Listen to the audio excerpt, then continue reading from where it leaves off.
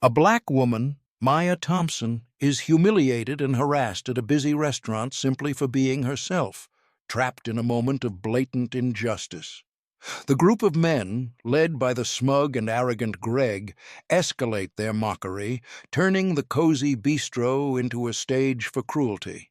But just as the situation feels hopeless, her husband, FBI agent David Thompson, arrives and calmly asserts authority, shifting the balance entirely. And just wait to see how their confrontation unfolds, restoring dignity and proving that courage and justice can triumph even in the tensest moments. It was a busy Friday night at the Oakwood Bistro, the kind of place where warm lighting bounced softly off polished wood panels and the aroma of roasted coffee and fresh bread mingled in the air. The restaurant was alive with chatter, clinking glasses, and the quiet hiss of waitstaff balancing trays on their arms. Maya Thompson sat at a corner table near the window, the soft glow of a table lamp highlighting the sharp lines of her elegant features. Her posture was poised, her hands steady as she opened her laptop. Emails, reports, and deadlines waited for her attention. Work she had brought home, despite the end of another long week. She had planned this evening as a quiet moment to catch up, a rare chance to merge her professional and personal space under the comforting hum of the restaurant. For the first few minutes, Maya allowed herself to breathe in the calmness. Outside, city lights flickered against the evening sky, and the faint murmur of traffic provided a rhythm beneath the cozy din inside.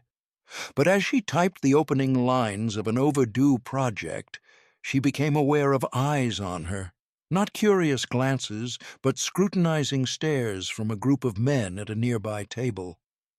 At first, she tried to ignore them, focusing on the soft glow of her screen and the gentle clatter of utensils from tables around her.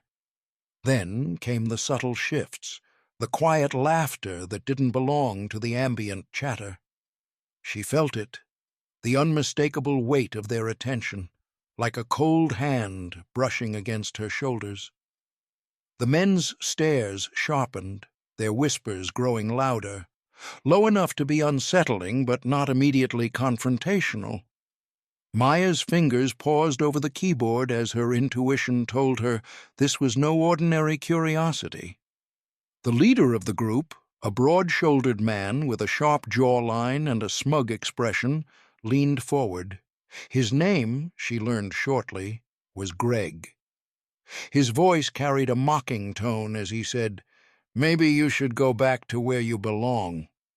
The words, casually cruel and deliberate, landed like stones thrown into a calm pond. Shock rippled through Maya first. Her mind froze for a split second, not from fear, but from disbelief. In a modern, bustling city, in a restaurant full of people, such words were being directed at her simply for being herself. Her shock quickly curdled into anger, a low, simmering fire that spread from her chest to her fingertips. How could people still act with such blatant disrespect and disregard for another human being? How could they think it was acceptable to target someone for their identity in a public space? She clenched her jaw slightly, feeling the tension ripple through her body, and took a slow, steadying breath. She had faced prejudice before, in various forms, but the brazen confidence of this group's cruelty struck a nerve. Maya tried to dismiss them, returning her focus to her laptop, hoping that ignoring them might diffuse the situation. But the attempt only seemed to fuel their behavior. The whispers grew into louder, pointed remarks, each sentence a reminder that she was being singled out for who she was. Their eyes tracked her movements with a predatory curiosity, and Greg's occasional smirk made her blood boil. It was deliberate, orchestrated, and entirely meant to provoke a reaction. Around her, the restaurant continued its usual rhythm, but the space between Maya and the group seemed to shrink with every passing second. Her fingers hovered over the keyboard, no longer typing, but clenching and unclenching with the tension of suppressed rage. She wanted to rise, to confront, to assert that their behavior was unacceptable, but she knew that any sudden move could escalate matters before she had a clear plan. Her anger sharpened into resolve, a mental preparation for whatever came next. She refused to let their actions define the evening, but the injustice of it, the audacity of such brazen disrespect, ignited a spark that would not be ignored. Every glance from Greg, every snicker from his companions, served to fan that spark. The restaurant's warm glow felt almost suffocating now, enclosing her in a spotlight of scrutiny she hadn't asked for. Anger coursed through her veins, a fierce awareness that this moment was not just an isolated incident, it was a reflection of the ongoing struggle to be seen, respected, and treated fairly. Maya inhaled deeply again, steadying herself. She would not crumble under their gaze. The fire of anger was only the first step, the initial surge of emotion that would prepare her for the confrontation ahead and for the arrival of someone who would change the course of this evening entirely. The laughter grew sharper, cutting through the gentle hum of the Oakwood bistro like shards of glass. Maya's chest tightened. She could feel the sting of humiliation spreading through her, quiet but relentless, as the men's mockery became bolder, more public. Every small motion she made, a hand adjusting her laptop, the simple act of reaching for her glass, was now met with exaggerated laughter or a whispered comment she couldn't quite hear but could feel in her bones. It wasn't just noise anymore. It was a performance, staged at her expense. She tried to keep her posture straight, her chin high, but the weight of so many eyes, curious, unsure, judgmental, began to press down on her shoulders. The restaurant's warm air suddenly felt heavy, as though all the oxygen had been drained from her corner. A bead of sweat traced down her temple, not from heat, but from the strain of keeping her composure while the world seemed to shrink into a single, suffocating spotlight. Maya glanced toward the bar where two waiters stood, whispering to each other in uncertainty. Their eyes darted between her and the group, their hesitation clear. For a moment, one of them looked ready to intervene, but then turned away when Greg threw a glance in his direction, a look sharp enough to freeze him in place. The staff's silence hurt more than the men's taunts. It wasn't just about what was being said, it was about what wasn't being done. No one stepped in, no one spoke up, and that silence, the quiet acceptance of cruelty, cut deeper than any insult could. Maya raised a hand slightly, hoping to signal the waiter, but her voice caught in her throat. When she finally managed to speak, her words came out softer than she intended, almost trembling. "Excuse me, could I speak to the manager?" The waiter hesitated again, nodded weakly, and walked away without meeting her eyes. The faint sound of the men's laughter followed him, echoing like a taunt. The bistro, once a place of calm and comfort, now felt foreign and hostile. The golden light, once warm, now seemed harsh, exposing her vulnerability to every corner of the room. The soft background music did nothing to drown out the cruel amusement of the group a few tables away. Each second stretched endlessly. Inside, a storm raged, a mix of anger, sadness, and a deep ache she couldn't quite name. Pain seeped through every layer of her restraint. It wasn't just for herself, though the humiliation was real and immediate.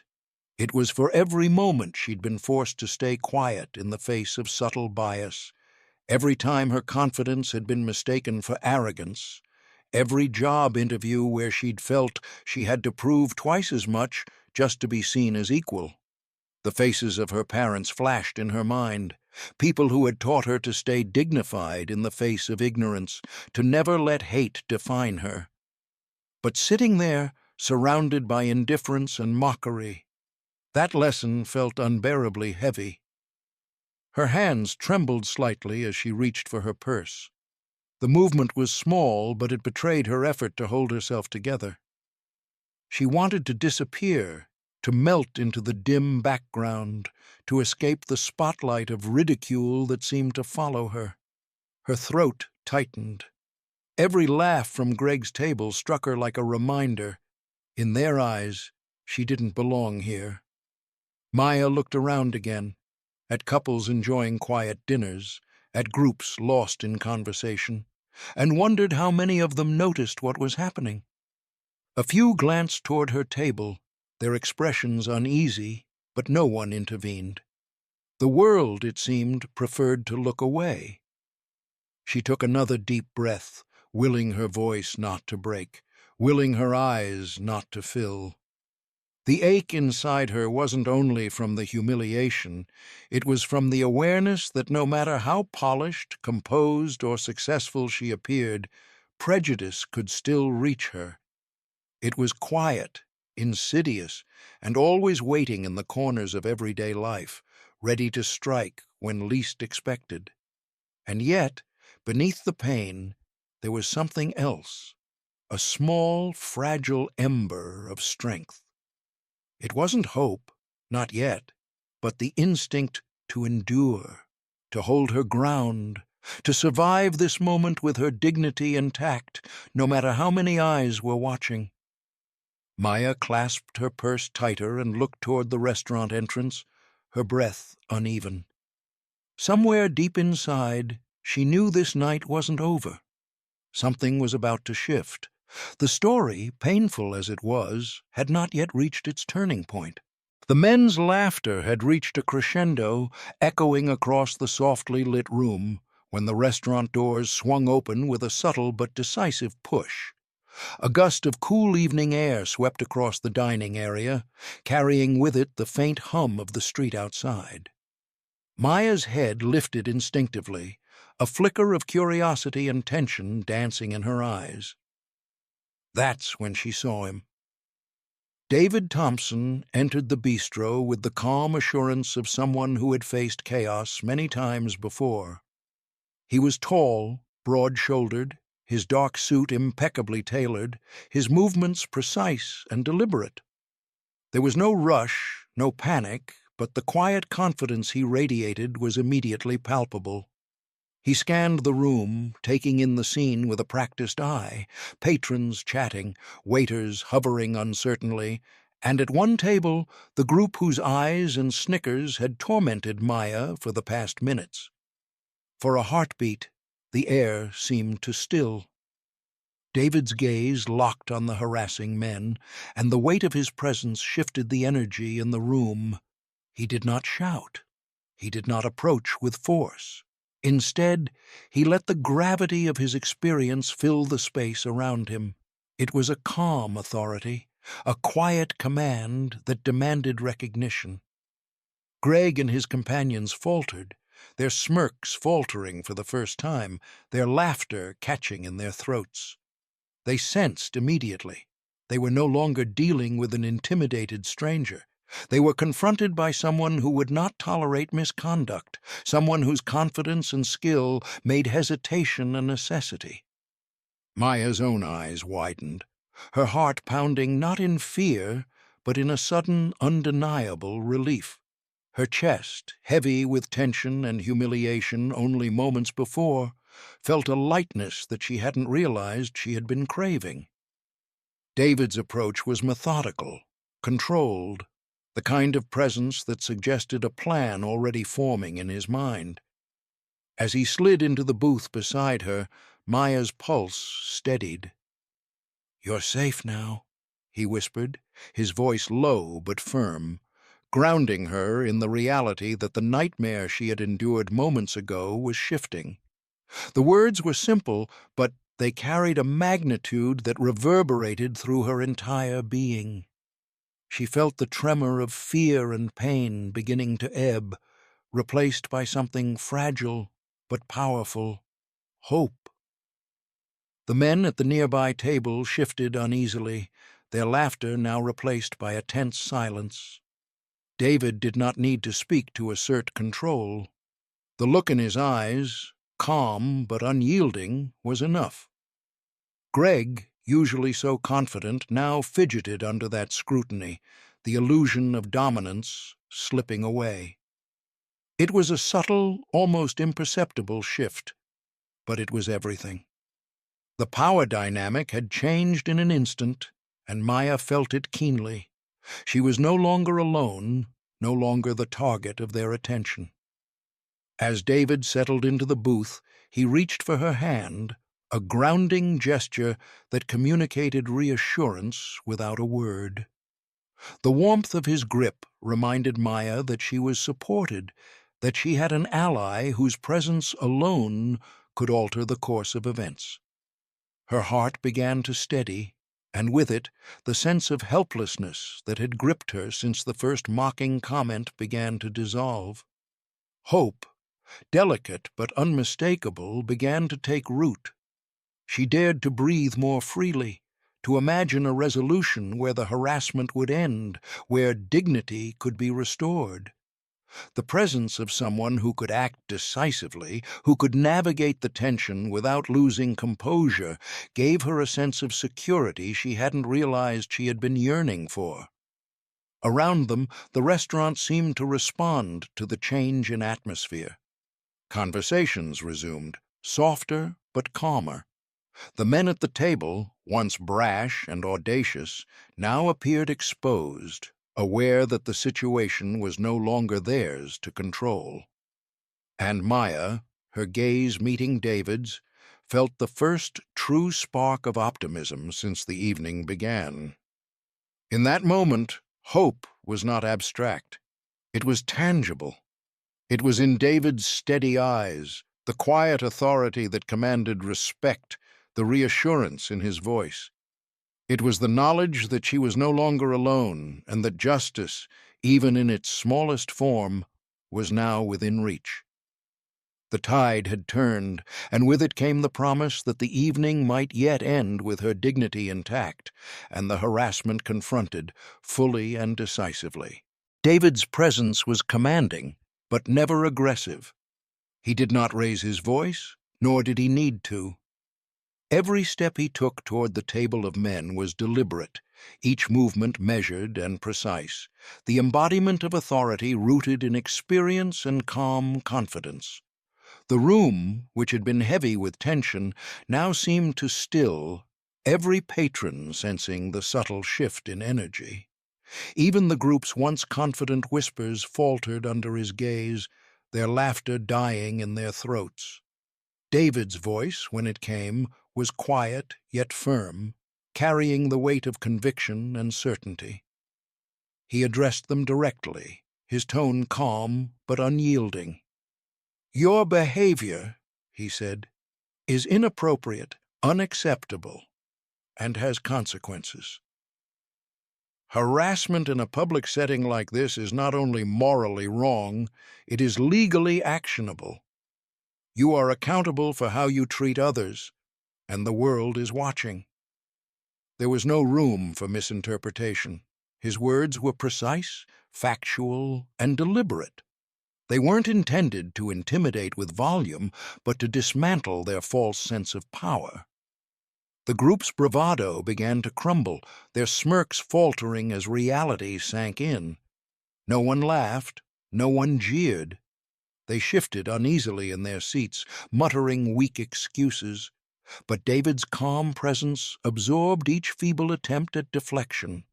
Greg, the leader, clenched his jaw as his companions shuffled awkwardly. For the first time, their confidence gave way to shame, and the performance of dominance that had tormented Maya just moments ago began to collapse. Slowly they rose from their table, casting embarrassed glances toward the patrons who had quietly observed the confrontation. Their exit was measured but hurried, leaving behind the echo of what had just transpired, a scene that quietly but unmistakably declared that such behavior would not be tolerated. Maya exhaled deeply, a sound mingling relief, release, and the quiet triumph of justice restored. Her shoulders, which had been tense for what felt like hours, relaxed, and a smile, hesitant but genuine, brushed her lips. David reached for her hand across the booth, his grip firm and grounding.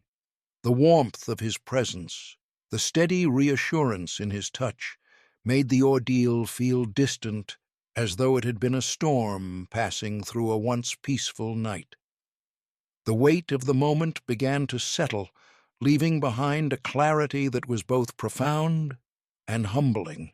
This confrontation had ended without violence, without spectacle, yet the impact was undeniable.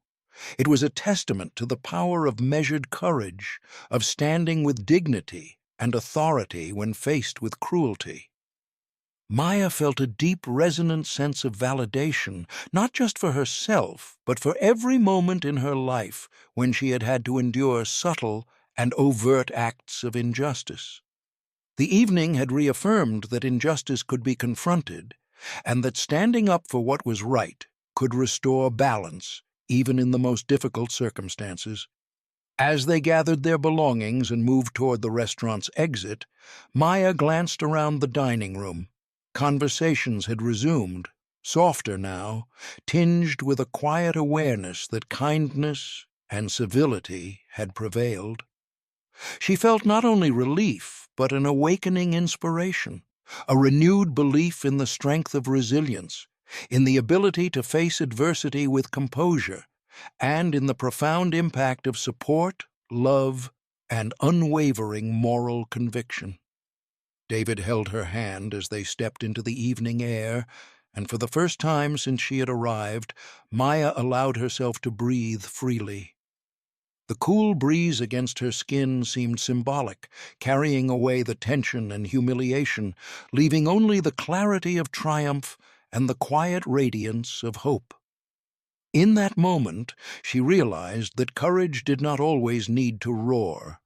Sometimes it spoke softly but carried the certainty of action. Sometimes it was simply being present, standing firm, and refusing to let cruelty define the story. Maya's heart swelled with admiration for her husband, but also for herself, for enduring, for holding on, and for allowing justice to manifest in its quiet but unyielding form. The night air embraced them as they walked together, the glow of city lights reflecting off the pavement. Maya felt a profound inspiration, the knowledge that resilience, dignity, and love could create change, that courage, even in small doses, could alter the course of events, and that standing for what was right, even in a world filled with indifference, would always matter.